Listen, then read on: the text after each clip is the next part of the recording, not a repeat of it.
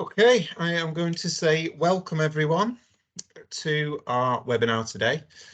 So I'm welcoming you on behalf of the 6 HEIs in the Northwest, and we're going to be talking to you all today about the new Common Placement Assessment Form, which is launching in the Northwest, or already has launched in the Northwest for some of the universities, but will be launching for the rest in January 2023.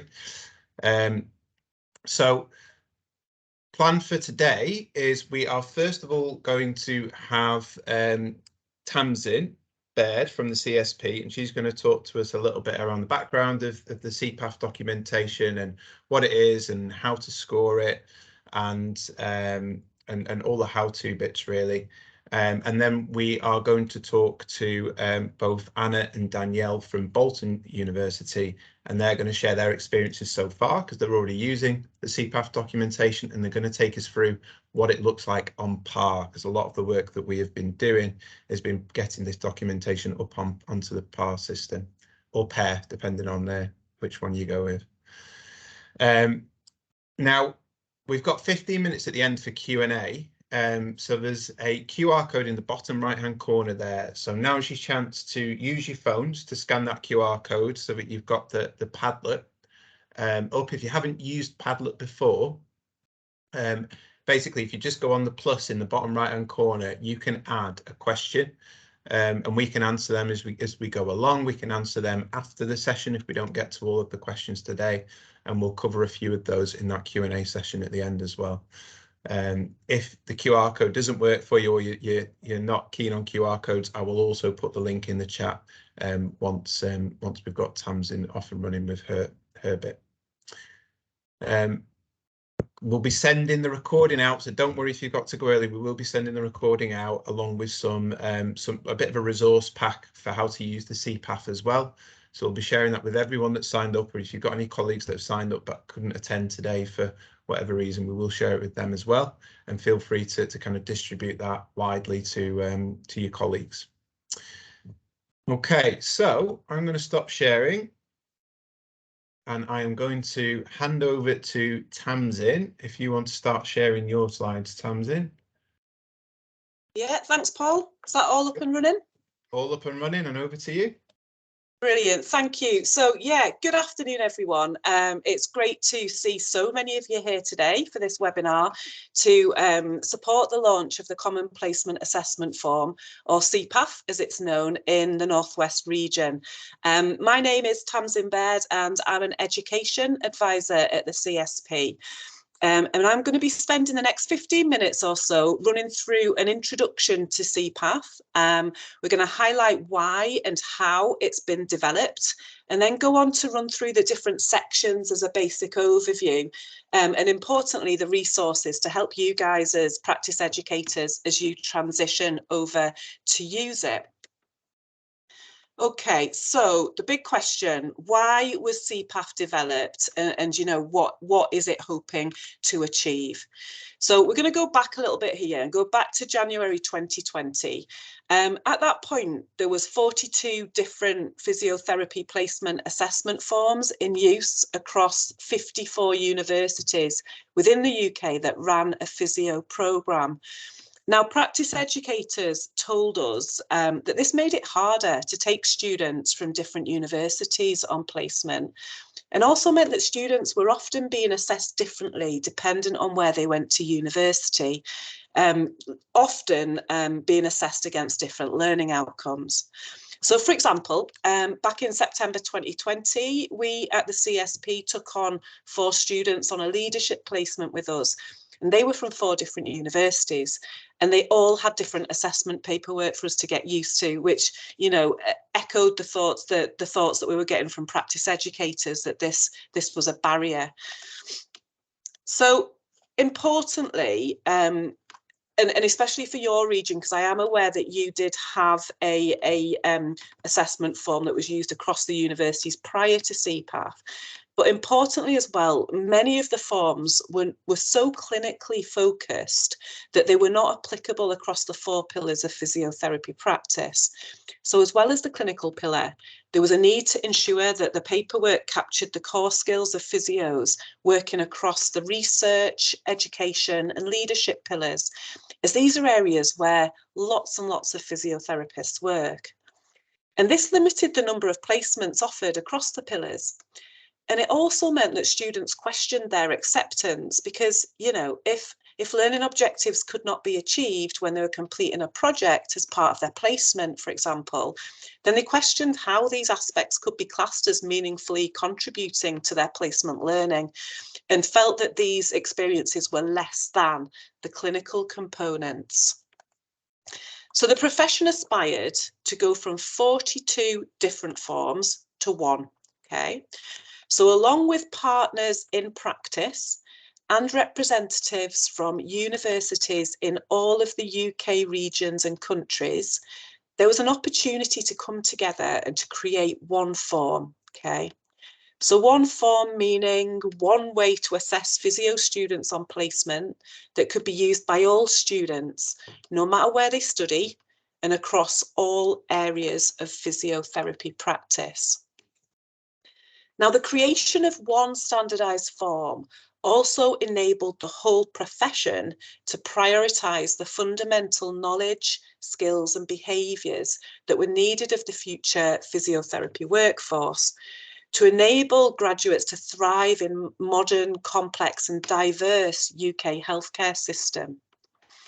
So there was an opportunity to integrate what was deemed the fundamental areas of practice, such as population health, leadership, collaboration, information gathering, reasoning, and health inequalities and anti-discriminatory practice, to name just a few. Now, assessing every student on placement against these elements instills their importance amongst students, but also the whole profession too. So, following multiple stakeholder involvement, mapping to different standards and looking at what people liked in existing forms and where there was opportunity for development, hosting a 5-month pilot phase out in practice across all regions of the UK, and getting regulatory approval from the HCPC from a quality perspective, the CPAF was launched in September 2021. So yeah, so we're now in November 2022. So how's it going? Well, in May, we surveyed all the HEIs offering a physio programme, and 54 of the now 58 universities that are offering physio responded, which was a 93% response. Now, of these respondents, 96%, which was 52 universities, said they would be using CPAF from September 2022. And this increased to 98% from January 2023 as it starts to be used on some of the MSc programmes. So this means that over 6,500 UK physio students are being assessed the same way. And with this data as well, 100% of those using CPAF reported that all students were successfully assessed against all of the learning domains, no matter what the setting is. So this data clearly demonstrates the successful uptake of CPAF across universities, which was absolutely essential to its ambition. We didn't want to develop another form. There was another one in the mix. It needed to be the form. Now, the applicability across all areas of practice is particularly exciting for the evolution of our profession, as this opens up more diversity in placement settings, better reflecting current healthcare provision, and providing more opportunity to see physio through a range of different lenses. And the hope is that not only will this inspire future careers, but also offer an understanding of the breadth of the profession. We very much know it's early days, and there is more data that's needed to be captured to continue to inform the developments of CPAF going forwards, and that this will continue to happen. So going back to the why, as busy practitioners, this is a change in the way that you will assess students on placements. Hopefully those who are using it, as well as those that are going on to it, will see that it isn't that much of a change. There are some different aspects with regards to the learning outcomes, but a lot of it will seem pretty familiar to you. But I do want to acknowledge that changes do take some time to get used to. But hopefully, when we take a step back and look at the opportunity that moving over to CPAF offers the whole profession, and offers the profession, I suppose, to shape the future professional workforce, the reason for this why hopefully becomes more evident. Okay, so as a brief overview of CPAF, it has 4 sections, and these are shown on the screen in front of you here. We've got the learning agreement, the professional behaviours and responsibilities, the learning domains, and the feedback from others. And those that are in yellow, with the writing in yellow, are the assessed components of CPAF. This is a timeline to show what elements of CPAF should be done when and by who. And as you can see, this goes from pre-placement, where the student prepares for the learning agreement, then on to the start of the placement, the halfway point, and the end of placement. Now, you can see across the bottom there are some components that are applicable on every single day of placement. And this includes the learning agreement, which we're going to go on to discuss, as well as if you have any concerns at any time with regards to how a student is performing, that you do not wait until the halfway point or the end of placement, that you get in touch with the university at the earliest convenience for that. So the first section, the learning agreement. So although this part of CPAF is not formally assessed, it does play a really vital role in the learner and the practice team experience on placement. As we know, and can no doubt remember when we were at uni, placements are hugely important. It's where students have the opportunity to apply what they've learned at uni into different areas of physio practice. It's also where they get to develop lots of professional and social skills prior to registration. So placements are very much about learning. And this part of CPAF really aims to empower students to take ownership of this, helping them to get the most out of their time with you in practice. Now, there are 3 parts within the learning agreement. We have factors that can impact on learning, we have a SWOT analysis, and we have a personal development plan. And whilst it is primarily the student's responsibility to complete their learning agreement, you, as the practice education team, do have a key part to play in discussing the content at regular intervals and offering support or guidance as needed. We encourage students to go back to the learning agreement many times throughout a placement, because learning isn't a one-off. Learning on placement is a continuum, going right from the first day to the last, and you know, even beyond. So we'd encourage that you and the students revisit this section together, encouraging the student to add to it as the placement progresses. So although it's not assessed, information may be used to evidence achievement within the assessed parts of CPAF, probably more the learning domains. So please do ask any students if they've done any reflections that they've completed, and ask them to map them to the learning domain so they can use this as evidence to show what they have done. So let's look at those. Okay, so this is an image document to encourage student ownership of their learning.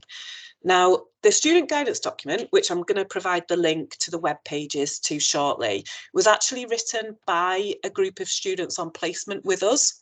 And this is an image of Hira, who worked with us on this project and was used within the illustrations as a character, as a bit of a legacy going forward. And this was Jack, who was a student at the University of Cumbria. So they were used within the student guidance document. So this section is the factors that can impact on learning. So this is an optional area which is designed to be a safe space for students to share any thoughts with you that might affect their experience on placement. So they're encouraged to discuss these with you, to make you aware, and importantly, to make sure that they can be supported appropriately. And you can see that they range from physical health to any mental health components, potentially carers' responsibilities, and any worries that they may have that may be impacting on their learning. Now, it's clear that students often feel pretty anxious about raising these factors, and they may be worried about sharing the information, thinking that it might reflect negatively on them. So there's a role here with regards to creating safety, acknowledging and understanding students as individual learners early on in the placement to have a big impact on the success of the learning there. So yeah, this diagram, which is also within the student guidance documents, just provides some examples of what they may bring up.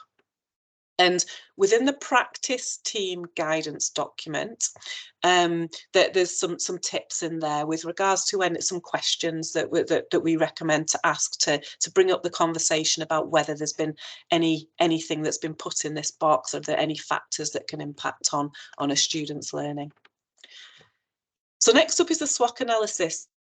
Encouraged to consider their individual strengths, weaknesses, whilst also capturing any opportunities. And then the C is challenges rather than the more used T for threats. We go with the challenges within CPAF. Now, we encourage them to be done a minimum of twice during their time with you, once at the start and once at the end of the placement at a minimum, allowing for any changes in learning to be captured and a plan to be put into place for what's going to come next, whether that's more time on placement or whether it's the university setting. I know that on PARE there are more copies, so yes, there'll be a couple within there, but then you can add that the learners can add more and more within there.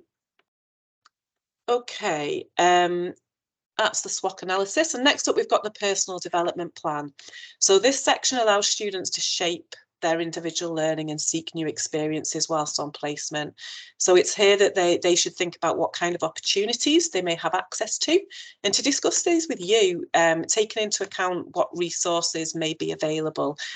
Now, it can be pretty tricky for students to complete this section ahead of the placement, possibly not knowing what specific learning opportunities there might be. And it might be easier to complete this part of the learning agreement after a few days, or once they know more about the opportunities that they might have access to. So yeah, you may need to support the students completing this section by possibly suggesting ideas for learning opportunities within your setting, and planning how the goals may be achieved. So that's the learning agreement, okay?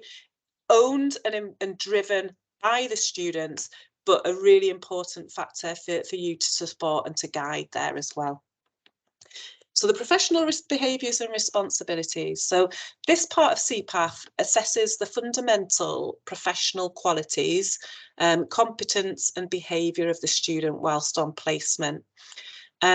They must demonstrate professionalism with adherence to local guidelines, to policies and procedures, as well as the HCPC guidance on conduct and ethics for students, and the CSP Code of Members Professional Values and Behaviours. Learners are assessed on 7 key aspects of professionalism that you'll be able to see within the documentation itself.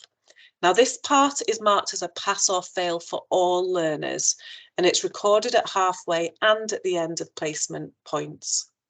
And the student must pass this section by the end of the placement, because failure in this section will cause the learner to fail the placement at that stage. This is a image of the professional behaviours and responsibilities within CPAF. Now, just aware that it might look a little bit different for you on PARE, with the 7 professional behaviours down the left, and the ability to select feedback within the middle component and comments on the right hand side. And then similarly at the end of placement, with space for signature from both the educator and the learner. Okay, the next assess section is the learning domains. Now, there are 10 learning domains on which students are assessed, and these, as we've said, are applicable in all placement settings. Within the learning domains, there's 3 themes of practice. That's how they've been divided: personal development, interpersonal skills, and decision-making and implementation. Under each of those themes of practice, there are 3 or 4 learning domains that you can see in front of you here. And then for each learning domain that you can see 1, 2, and 3 in the middle of this table, there are then 3 learning outcomes as we dig down a further level. Here we have the professional development theme of practice, the interpersonal skills theme of practice, and the decision-making and implementation theme of practice. Now, when we're assessing these learning domains, learners must pass all 10 learning domains, as you can see here with a tick next to each of them. So how do they pass them?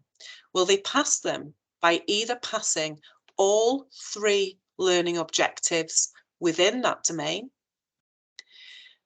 But if a learner was to pass 2 of the learning objectives within a domain, they would still be able to pass that learning domain.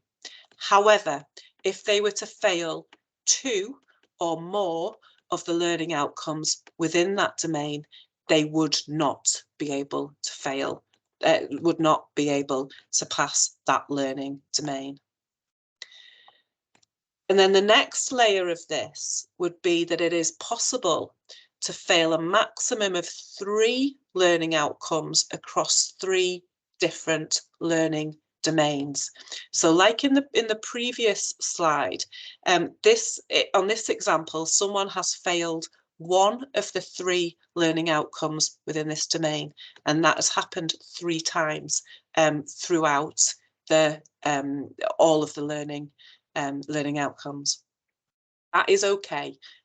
3 or less across all the different learning outcomes still enables the learning domains to be passed. However, if a learner was to fail 4 or more learning outcomes across those domains, they would not pass this part of CPAF and they would fail the placement. Now, this is important for you to know, and I'm aware I've just whizzed through it.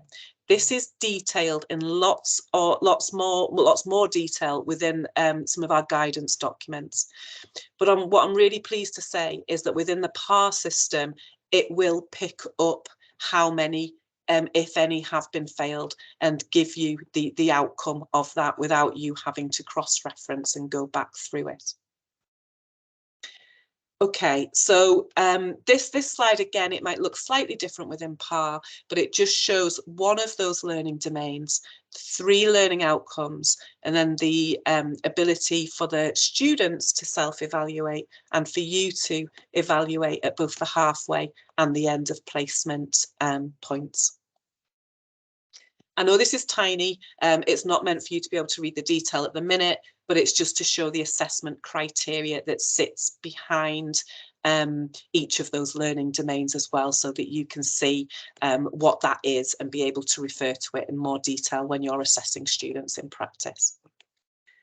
Okay, I've mentioned resources, and I want to mention them again and even more times, because if you have a smartphone, if you're able to open up the camera and hover it over that QR code, it should take you to an area of the CSP web pages that is dedicated to CPAF. This is available to everybody, whether you're a CSP member or not, and this is where all of the resources for you are housed with regards to CPAF.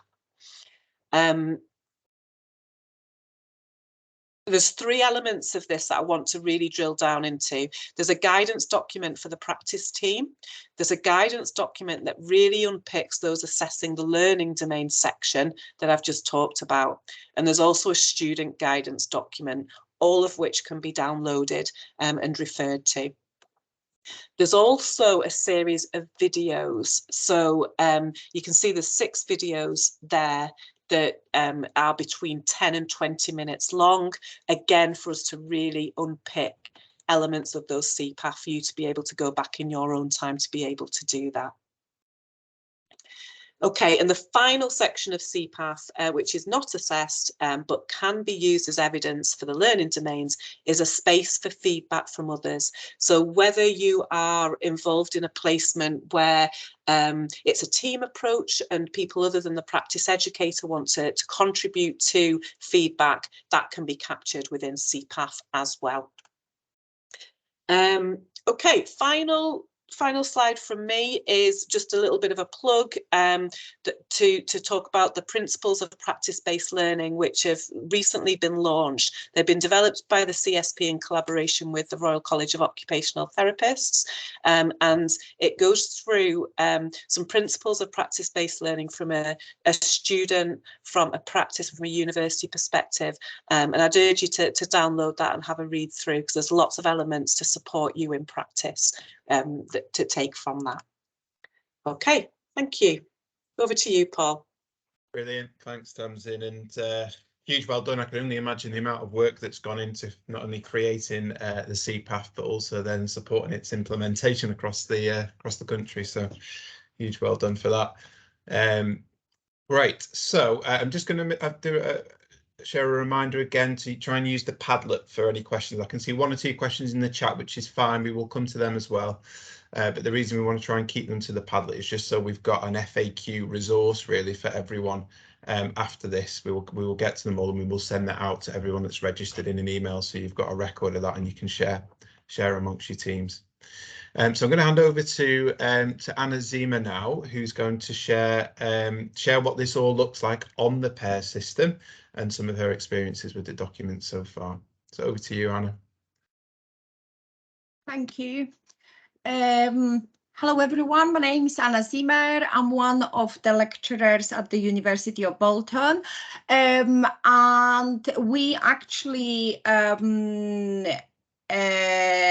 implemented the CPAF into our placements from September. So some of you probably came across the new PARE form, the CPAF integrated form into PARE.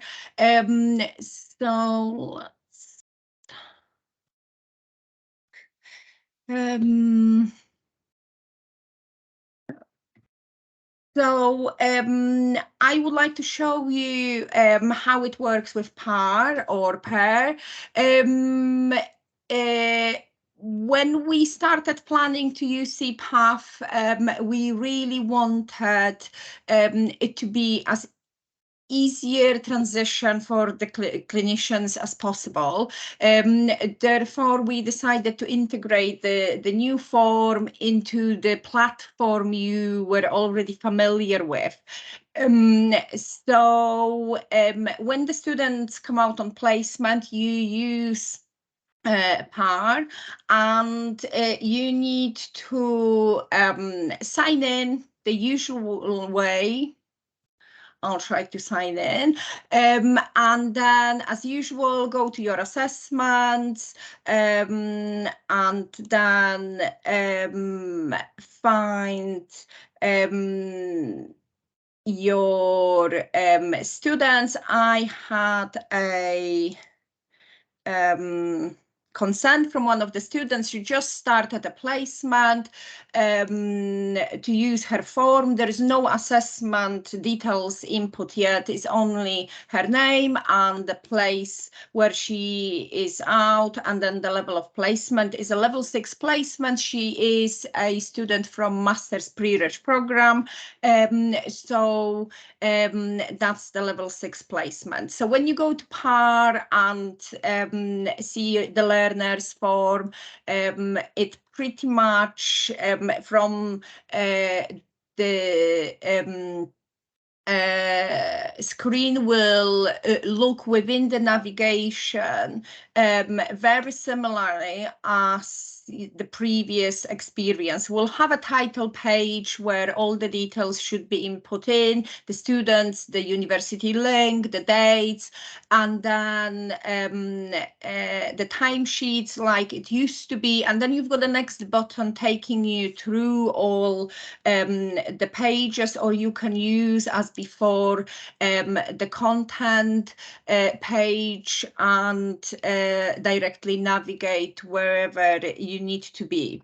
As Tamsin explained, it has got an integration of those certain new elements like SWOT analysis, personal development plan, has got the same main two domains, professionalism and safety, and then obviously all the assessment domains which were introduced. They are in color, and you can directly navigate to one of those, or go step by step from the first page.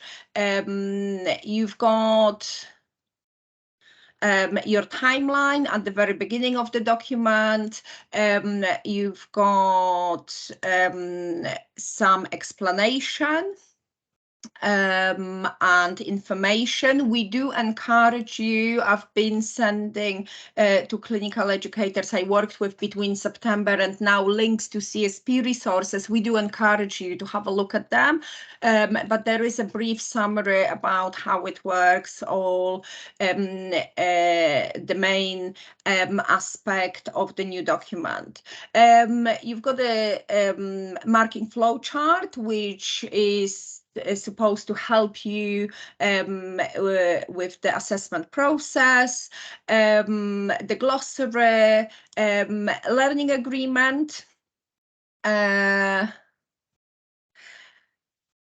factors mentioned by Tamsin to consider, and then input relevant information, and then explained aspects of professionalism and behavior, and all your core domains, which will be obviously assessed midway and at final stage, final assessment. You've got a summary, so like before, there is some advice and appendices, and one of the things I found very useful for our learners are templates for reflective practice. If you encourage through placement the learners to reflect upon their learning. There are templates which are prepared by CSP, and obviously they are then the same which they would use when they enter the practice upon completion of the studies. So they get used to the same format and the same way of approaching the reflective practice.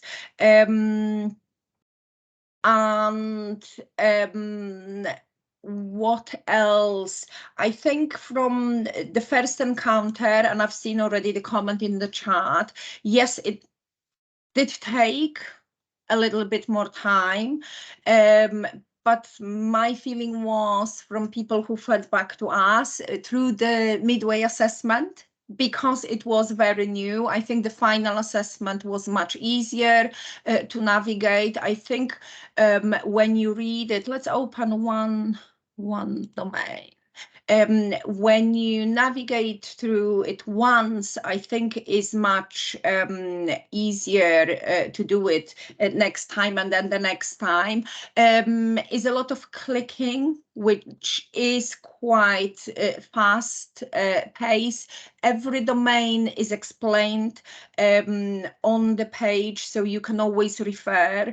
As before on PARE, we follow the same format. There is obviously self-assessment from the student, and then practice educators, feedback, and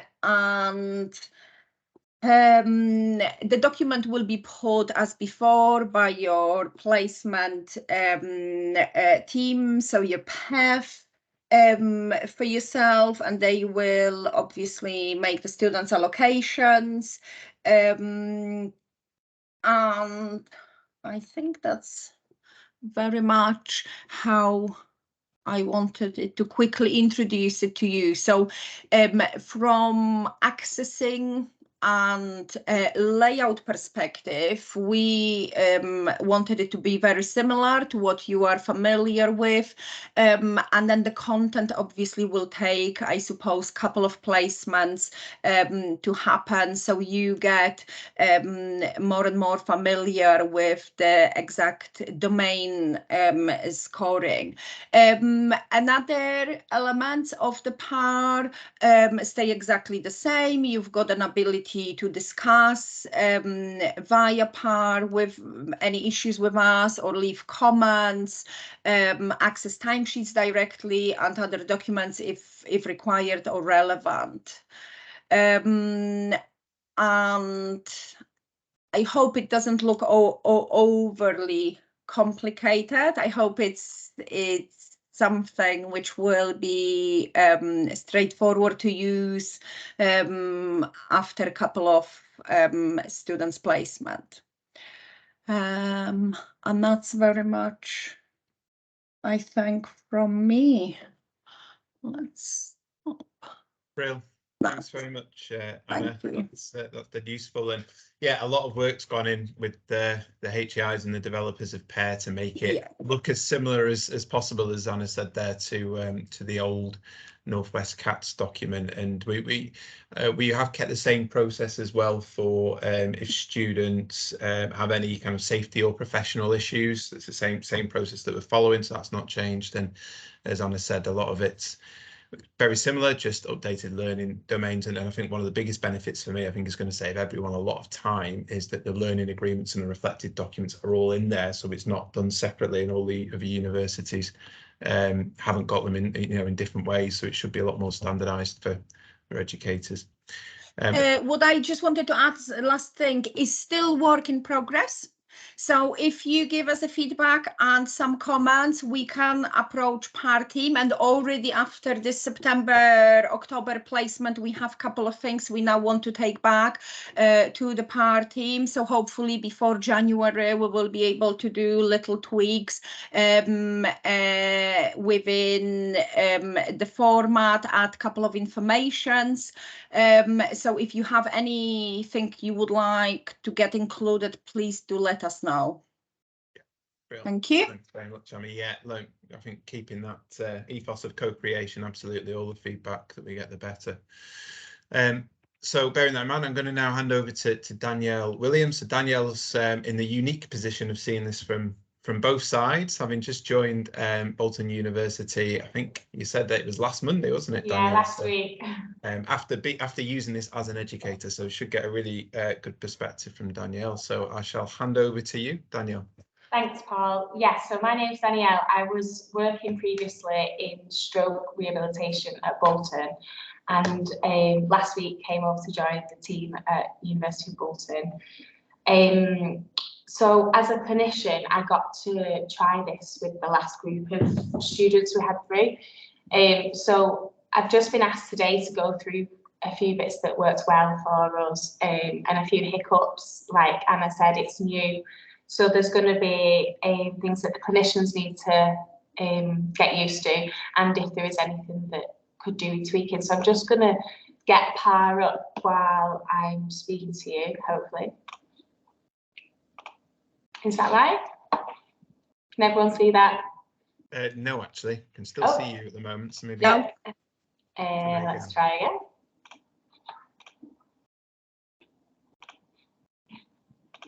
There we go. Yeah. Perfect. So I definitely agree with Tamsin that once the clinicians get familiar with this, it's going to be so much easier and a lot more fluid for the student's journey. Learning just one document and being familiar with one document across the board is definitely going to help clinicians, and having lots of bitty forms between different universities. And I liked that it still had all the SWOT and reflection information to prompt the students. So I had my student was she was out on her first placement, so it's quite a nice student to try this with because she was learning as well. So it was nice to use this every week in supervision as well as a prompt to look back to, and to use a reflective practice to structure that. But I really liked that this has the personal development plan section, because with some universities that we've used it with in the past, we've had to do that on a separate piece of paper. So it's quite nice. I worked part-time, so to be able to reflect on that on my desktop when I'm not necessarily with the student as well, to plan her time and like spoke placements, areas that I feel she needs to improve, so I could liaise with colleagues to try and request she got certain experience at XYZ to try and help her meet that those learning needs. But it still has all the prompts about professionalism, which it's quite heavily biased on with the pass and fail on this document. So that's good, especially the first few placements. You really want to iron out any of these issues, and it just highlights the importance for the transition out into practice. I've got a few notes here that I might keep looking down to. I've just spoke to some of my ex-colleagues as well, just and they've helped me share some information. So when I was completing the feedback for my student, I found it really, really helpful to have the Appendix 2 for the learning domains, the full assessment rubric. I had it printed out in front of me, but you could have it on a separate screen or a separate tab and keep flicking between. And by the final feedback was a lot more familiar, but it's just learning the difference, because it's only one word from between excellent and exceptional, the difference, so whether they're consistent at a specific area or they need extra support. So having that next to me really, really helped the speed of doing the assessments. And also the CSP, I know Tamsin's also said it, but the CSP website information, specifically the team guidance document and the learning domain section, really, really supports, because there was a few domains when I had to read them a few times and it didn't really make sense when you're trying to compare one box between the second box, and one might be assessing something very slightly differently, but it breaks it down into a lot more detail using the CSP resources. And I think because I was in a community setting when I did use this documentation, historically we've struggled, and some of the student feedback has always been that managing their own caseload can be quite difficult in community, and as much as we try and help them to achieve that goal, it's now articulated as workload, so it just feels a bit more comfortable as an educator to be able to help them achieve that assessment criteria, not only just with the clinical caseload. We use projects through the placement, so I could see how she was managing through the placement to manage a project as well as a clinical role for a workload management. So that little change in the words definitely going to help with the leadership modules as well. And a few hiccups. I think it just, like Anna and Tamsin said, so because it's new, the teething problems, it's just a longer process for staff at the moment. But the more mileage you get using that, the quicker and more familiar and less time consuming it will become. I was quite lucky when I did get my student, because I'd done a lot of prep for my interview for this role, so I had swatted up on the documentation. But I know some of my colleagues that hadn't seen it, just to the nature of working and prioritising, they hadn't managed to sit down and have a look at it before the placement, and it was quite time consuming for them. Another thing that I found quite time consuming for being new, which I found just writing notes helped. So for each section, it's broken down and you deliver your feedback to these boxes. And I'm quite a talker, giving my feedback to students. And then when it gets to the action plan, you've already given a lot of your feedback. You can almost have forgotten to do your action plan. So we did it just a paper jot of notes, but whether you're a bit more tech savvy and figure out a way of flitting between the two a bit more efficiently. And then I think another key issue that was highlighted was the learning domain 7. So this area, so with it being a first placement for our student, we used to have the subjective and objective assessment broke down into a bit more detail, whereas it's kind of covered quite broadly in this area, and it's so that it can be transferred to the leadership course placements, which it is easier when it's articulated that way.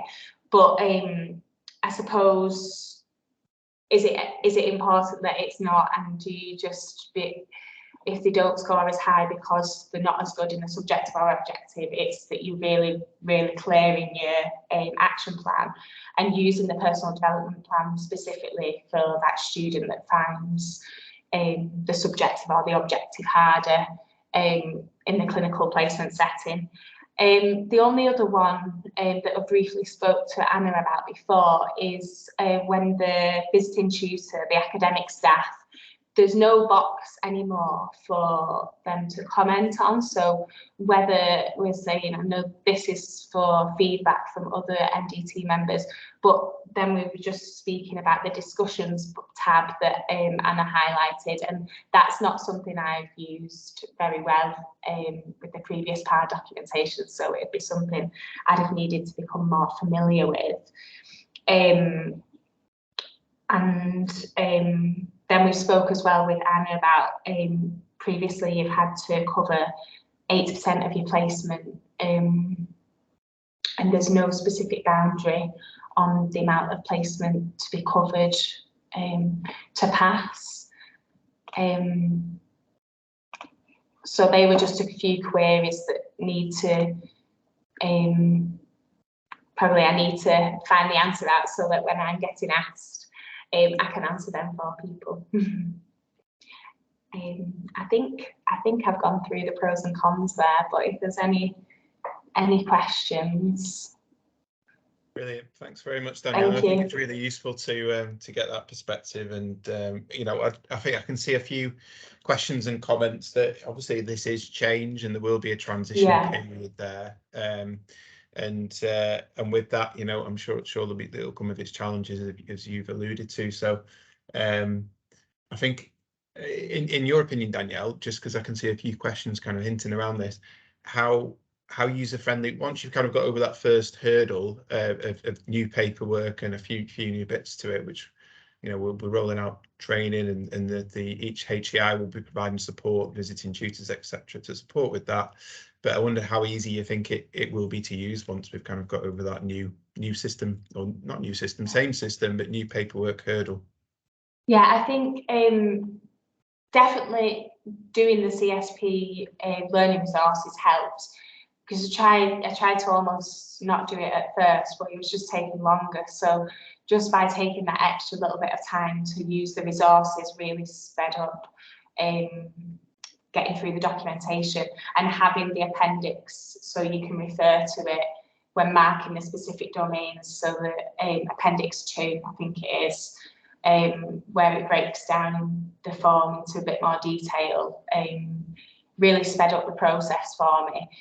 But I think we only have to learn one. So instead of having to think, right, where's this student from, what documentation have we got, and switching your cap from different universities, in the long run, it's going to be a lot more fluid and user-friendly.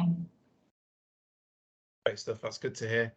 Well, thanks, Danielle, and I can see lots of questions coming in on the Padlet, which is great. I think what we'll do is I'm going to pick a few. I'm going to invite my HEI colleagues to kind of turn the cameras on and come off mute when they're answering, and and I'm just going to Padlet, if any of you used it, kind of keeps moving around as people had questions. So I'm going to just pick some that people have liked and things like that. But the one that I can see a lot in the chat and has come up on here as well is around the time frame. So I think it's probably worth us just clarifying that first. And we've tried to all be as standardised as possible with this. So the 6 universities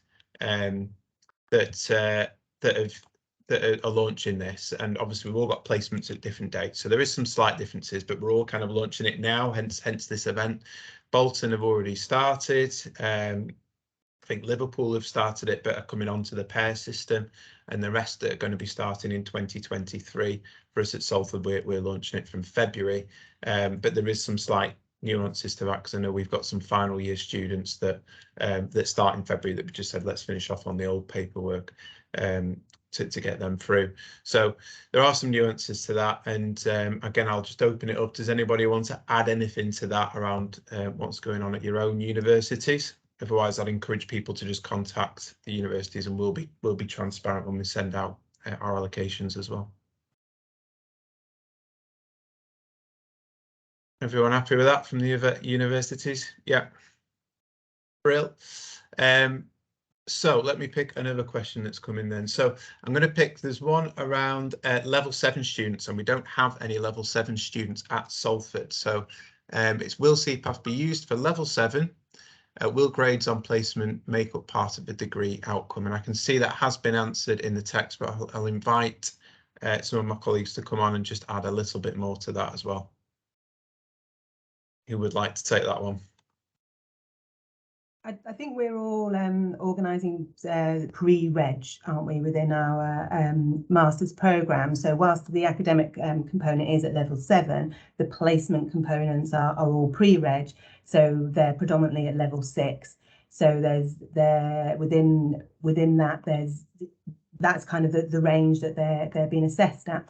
And just again, picking up some of the comments that have come through on the Padlet, some people have asked over sort of whether the marks will be used for degree classifications or not. And again, that is dependent on the university. So the best thing to do is to make contact with the university that your learners are from, and they'll be able to give you the exact information about, you know, how these placement marks are used within the programme. So again, we all have slightly different things. There's probably not much point in running through them at the moment, but basically contact your university that the students are from, and then once you know that information, that will remain for a long period of time.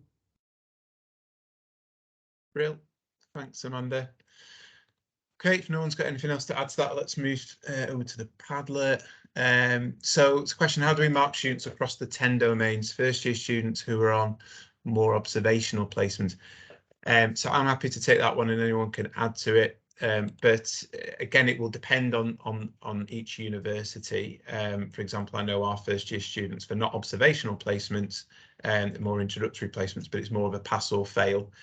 So they're not necessarily using the CPAF, but our level 5 and level 6 students absolutely will be. I can see a few nods from the other HEIs, but there will be slight differences in what everyone does with their assessments, and I don't think there's going to be any massive changes in what each university is doing. Does anybody want to add anything else to that? Joe? Can I just add to that as well? Similarly with the electives, a lot of people have still got pass-fail electives, in which case that will be off PARE system and on the normal documentation, so that'll continue to be utilised in our universities, for example, in MMU.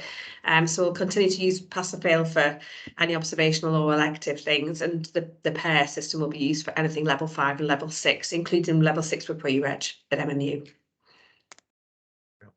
Thanks, Joe.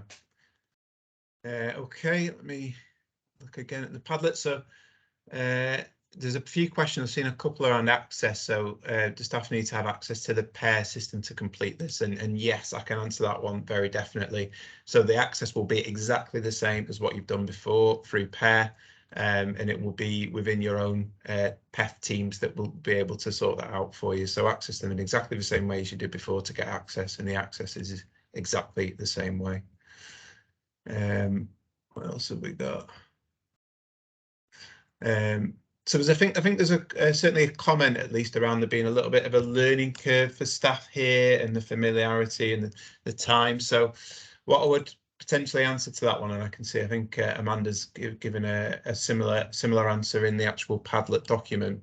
But yeah, I mean, the idea of this system really is to make it more efficient, and I think we've heard from Danielle, you know, there's some new paperwork to get used to here, but once you're used to it, it should be a lot more efficient. Like I said, one thing I really like about it is that all the reflective pieces in the learning agreements and things are all in there together, all in one place, which I think is a fantastic improvement. So it should make things more efficient. And from the university's point of view, we want to make the journey as smooth as possible, hence really why we're putting this on. We're more than happy to put more webinars on. So I've put a question onto the Padlet. If you would find that beneficial, do let us know, and let us know what you'd like us to cover. There is some resources as well to support with that, and we will send them out in an email after this webinar. And really, if there's anything else that you think would be useful, just let us know, and we will do what we can to support the process. And I think hopefully in 6 months, a year from now, it will be a seamless transition, and everyone will be using it, and hopefully finding that it's a really good document to use and standardised. Everyone's going to be using the same thing, so I think that will be much easier for educators as well. Laura, do you want to come in and add to that?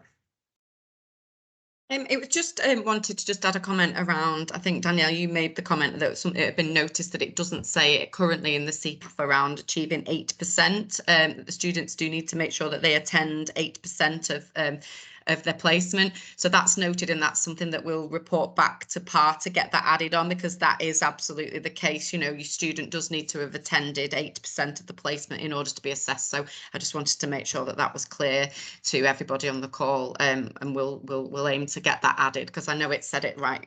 It's quite big at the start on the CAT document, isn't it? So we'll make sure that that gets added, but you can hear it from us that that's not changed. Yeah, brilliant.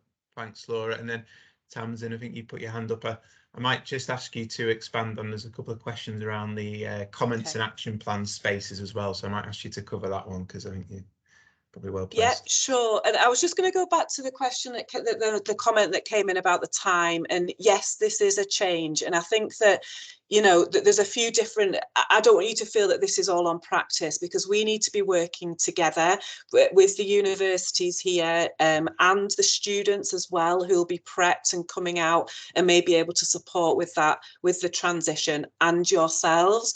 And we want to make this transition as smooth as possible as well. And with regards to those guidance documents and the videos, they came about from people who have transitioned onto it and said what they felt was missing.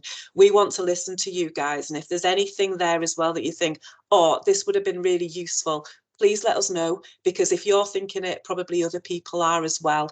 And we want to support as many people going forwards with that. Yeah, what were the other ones, Paul? Sorry, the other one was just that, see, there's a few comments around kind of action planning within the document. I've lost it now because it's all moved around. Yeah, I've seen that one. I'm happy to pick that up. So yeah, there was a question about where does the action plans very much fit in. So with regards to the midway point, there's opportunity for feedback about what has gone before, but there's also space in both the professional behaviours and responsibilities and the learning domains to plan for the second half from your perspective, and working with the student as well to make sure that, you know, that's written down and communicated in that way. Apologies, I didn't show it, but I can see Anna's nodding. It features within the PARE version as well. Yeah. Thanks, Tamsin. And Anna, do you want to add to a couple of those points? I don't know, again, if in this last hour it came clearly across, but CSP has been very kind and prepared a document for each HE level. So if you go to the CSP resources, you will see, and then I suppose our placement teams, they already put the document which is relevant to the H level of the placement. So the language will be slightly different, expectations will be slightly different. So we don't need to sit and think student at HE6 should achieve more or different aspects or show more confidence. Everything everything is already embedded in those assessment forms and in the language and the domains descriptors.